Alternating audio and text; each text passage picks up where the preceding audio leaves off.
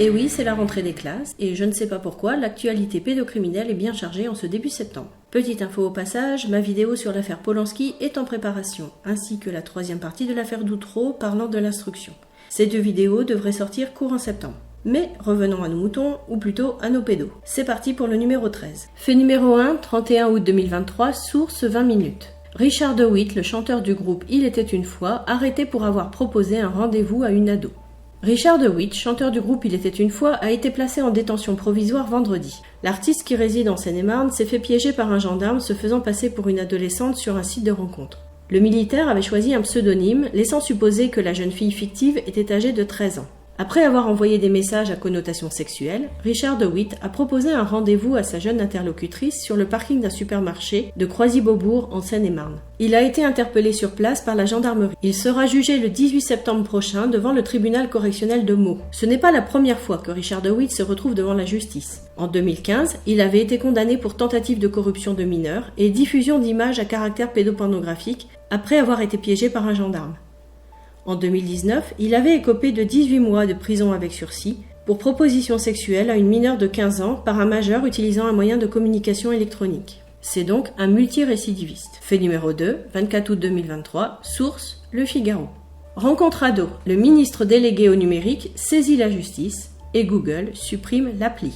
Depuis mercredi, cette plateforme réservée aux 13-25 ans a fait l'objet d'une centaine de signalements au ministre de l'Intérieur. Ce jeudi 24 août, l'application Rencontre ado n'apparaît plus dans le Google Play Store. Une suppression confirmée au Figaro par Google qui explique avoir fait le choix de la retirer suite à un non-respect des règles de son magasin d'applications. Auparavant, l'application était accessible sur le Google Play Store aux plus de 18 ans et donc téléchargeable sur tous les téléphones Android.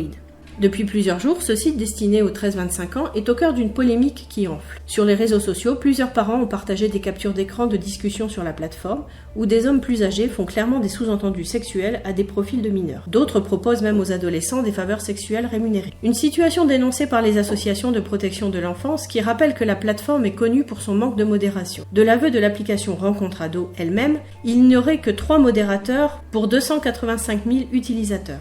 Sur France Info, le ministre délégué au numérique, Jean-Noël Barrot, a pris la parole à ce sujet. Je veux dire à ceux qui se livrent à ce type de comportement criminel qu'ils peuvent être retrouvés et condamnés. Le site Pharos, la plateforme du ministère de l'Intérieur où peuvent être signalés les contenus illicites, a reçu 497 signalements concernant Rencontre ado depuis 2009, avec un très gros afflux ces 2 derniers jours. 129 signalements ont été reçus mercredi dernier. Fait numéro 3, 26 août 2023, mise à jour le 29 août 2023. Source, Le Figaro. Tours, 2 mineurs écroués pour avoir séquestré et prostitué une jeune fille de 14 ans. L'affaire débute le 12 août, lorsqu'une jeune fille de 14 ans, Émilie, et ceci n'est pas son vrai prénom, se présente à la gendarmerie de Tours en Indre-et-Loire.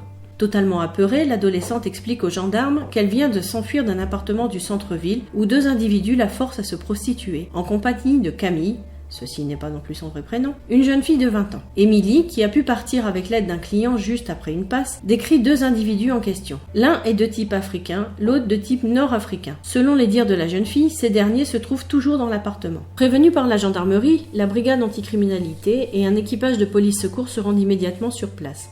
Après avoir défoncé la porte d'entrée, la BAC interpelle un des 2 individus tout en mettant à l'abri Camille. Le second individu, qui avait fui par les toits, est intercepté quelques instants plus tard par l'équipage de police secours. Les 2 individus, domiciliés à Chartres et nés en 2005, étaient déjà connus des services de police. L'un pour port d'armes blanches, l'autre pour usage de stupéfiants. Les policiers retrouvent environ 200 € en liquide et 7 clés d'appartement dans leurs affaires. Des préservatifs usagés et des bonbonnes de protoxyde d'azote sont également présents dans l'appartement. Ces dernières étaient utilisées pour se défoncer en soirée avec les filles, explique l'un des 2 suspects. Émilie, 14 ans, confie aux enquêteurs qu'elle se prostituait au départ volontairement, souvent en compagnie de Camille, devenue une amie, pour échapper à ses problèmes et se faire de l'argent facilement. L'adolescente de 14 ans, habituée à fuguer régulièrement de chez elle, a ainsi effectué des passes dans de nombreux logements sous la coupe de multitudes de proxénètes. Selon ses dires, la situation a dérapé à partir de la fin du mois de juillet. Après un deuil familial, la motivation d'Émilie, qui se prostituait alors au Mans, a en effet chuté. Elle explique alors avoir été rapatriée à Tours et séparée de Camille. L'adolescente de 14 ans raconte avoir été forcée à faire des passes sans son consentement. Elle ajoute qu'elle n'était pas tout le temps rémunérée et travaillait sous la menace et les insultes des mises en. Elle était enfin interdite de toute sortie, contrairement à Camille, uniquement autorisée à sortir pour s'acheter à manger. Selon les premiers éléments de l'enquête, Émilie et Camille recevaient entre 6 et 10 clients par jour pour un tarif de 200 € l'heure. La moitié de la somme était réservée aux deux suspects qui travaillaient eux-mêmes pour un chef. Pour 100 € par jour, l'un des deux suspects était spécifiquement affecté à la sécurité des filles pendant leur passe. Émilie et sa mère ont porté plainte contre les suspects. Camille, elle, n'a pas souhaité déposer plainte. Fait numéro 4, 29 août 2023.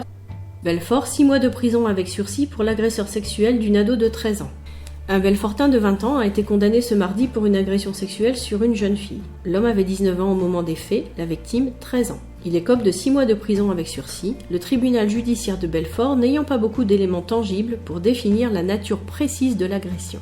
Les deux étaient entrés en contact via les réseaux sociaux et s'étaient donné rendez-vous un soir à Recouvrance dans le territoire de Belfort.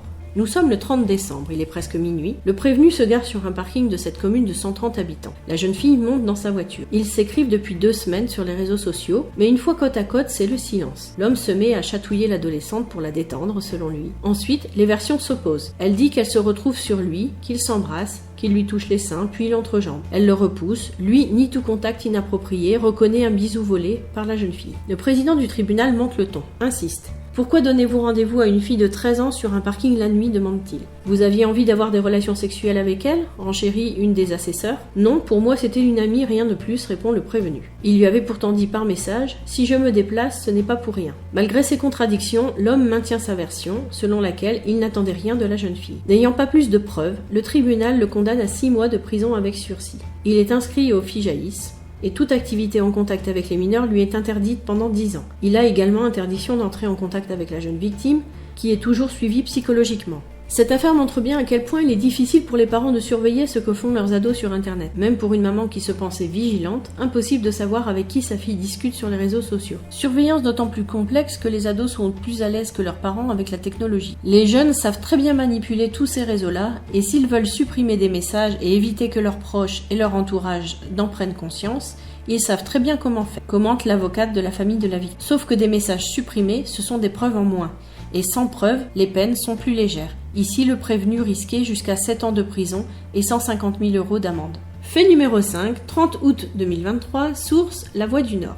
Saint-Martin, profitant de l'amitié qui le liait à un jeune garçon, il avait abusé de lui. Poursuivi pour agression sexuelle sur mineur de 15 ans par un majeur avec une différence d'âge d'au moins 5 ans, sur une période de janvier à décembre 2021, le prévenu, un Saint-Martinois de 21 ans, a comparu devant le tribunal de Boulogne-sur-Mer. L'enfant s'était lié à lui alors qu'il venait chez sa grand-mère. Le Saint-Martinois, adulte handicapé au physique d'adolescent, avait déclaré qu'il avait 13 ans. Les deux amis faisaient du vélo, de la trottinette. Parfois, le jeune garçon le rejoignait dans sa chambre pour jouer à l'ordinateur ou regarder des dessins animés. Un jour, le petit, tourmenté, s'est confié à sa mère. À vélo, il s'est levé du siège pour pédaler. Son copain est passé à côté de lui à toute vitesse et lui a touché les fesses. Dans sa chambre, il lui aurait fait visionner un film pornographique. Une autre fois, alors qu'il était assis sur ses genoux, le jeune homme lui a posé la main sur le pantalon, au niveau du sexe. Une plainte est déposée. Au tribunal, le prévenu, mal à l'aise, semble minimiser les faits. Lorsque les magistrats évoquent la main sur le pantalon, il explique qu'il n'a pas pris conscience que c'était une agression. Le tribunal estime quant à lui les faits établis et intentionnels. Reconnu coupable, le Saint-Martinois, dont le casier judiciaire ne comporte aucune mention, est condamné à 6 mois de prison avec sursis. Il devra verser 3 000 € à la victime et sa mère pour le préjudice subi et régler les frais de procédure. Il sera inscrit au FIJAIS, fichier qui recense les auteurs d'agressions sexuelles. Fait numéro 6, 26 août 2023, source pédocriminalité à travers le monde. Ceci est la retranscription du fil de tweets publié le 25 août 2023 par M. Lies Loufoque, ancien membre du Conseil national de la protection de l'enfance, auteur de 2 livres Dans l'enfer des foyers et Si les enfants votaient, et surtout militant des droits de l'enfant. Voici donc le post qu'il a publié le 26 août. Désolé, je vais plomber l'ambiance. L'été 2023 a été particulièrement difficile pour les enfants placés. De nombreux départements ont été confrontés à une hausse des placements, ainsi qu'à un manque de moyens. Voici un récapitulatif de ce qui a été rendu public de juin 2023 à aujourd'hui. Dans le Nord, département le plus peuplé de France, 1000 enfants sont non ou mal placés faute de structures suffisantes. Dans les Bouches-du-Rhône, les dispositifs d'accueil sont saturés, le pilotage stratégique est défaillant et les moyens sont très insuffisants. L'Inspection générale des affaires sociales alerte sur des facteurs de risque très élevés pour la vulnérabilité des enfants. Dans les Côtes-d'Armor, la protection de l'enfance est au bord de l'explosion. Tous les accueils sont en sureffectif et des enfants présentent un risque suicidaire avéré. Dans le Loiret, les enfants placés sont aussi de plus en plus nombreux, plus 500 en 5 ans. Mais le conseil départemental a voté une hausse de la rémunération des familles d'accueil. Dans les Deux-Sèvres, la situation est aussi tendue. Depuis quelques années, ce département est lui aussi confronté à un manque récurrent de familles d'accueil. Depuis la crise du Covid, c'est encore pire. En Haute-Vienne, l'aide sociale à l'enfance est aussi submergée. Le phénomène, qui s'explique avant tout par une montée de la misère sociale liée à la crise, est spectaculaire. Le nombre d'enfants placés a progressé de 37% depuis 2016. Au Mans, suite à la mort d'un enfant de 3 ans, les travailleurs sociaux ont manifesté contre les mauvaises conditions de placement. Certains enfants sont en attente de protection depuis plus d'1 an. Dans l'Aisne, le malaise persiste aussi à l'aide sociale à l'enfance. Les travailleurs sociaux ont dénoncé un manque de moyens lors d'une manifestation en juin. En Ille-et-Vilaine, les dispositifs de mise à l'abri des migrants mineurs non accompagnés sont saturés. Dans le Tarn-et-Garonne, le nombre d'enfants placés a explosé à un rythme 3 fois supérieur à la moyenne nationale. Si la situation est si critique, c'est que l'offre médico-sociale est très insuffisante. Le département appelle l'État à l'aide. En Seine-Maritime, la situation des enfants placés est aussi dramatique. En revanche, le département a pris ses responsabilités en votant une hausse de 10 millions d'euros pour créer de nouvelles places. Enfin, cet article de Libé pointe une hausse générale des placements d'enfants en danger avant l'été. Les départements alertent sur une situation intenable et explosive. Les éducateurs, eux, déplorent le manque de personnel. Fait numéro 7, 27 août 2023, source Dondé-Bamos. Sortie des premières vidéos du projet 50 Voices of Ritual Abuse. Les premières vidéos des témoignages diffusés dans le cadre du projet 50 voix sur les abus rituels sont en ligne sous-titrées en français depuis le 27 août 2023. Menée par un collectif de survivants de ces horreurs, cette campagne a pour objectif d'alerter le public sur ce qui se passe, d'appeler à écouter et soutenir les très nombreuses victimes de ces ou ce réseau. Que ces témoignages soient vrais ou pas, les personnes se disant victimes d'abus rituels sataniques et de mind control à travers le monde sont au fil des années si nombreuses qu'un débat de société doit avoir lieu et des investigations policières et journalistiques doivent être lancées. Vous trouverez des détails sur cette campagne d'information sur le site de la journaliste Dondé-Bamos, article du 27 août 2023. Et je vous donne le lien du site du projet 50 Voices of Ritual Abuse ainsi que leur chaîne YouTube et Odyssée.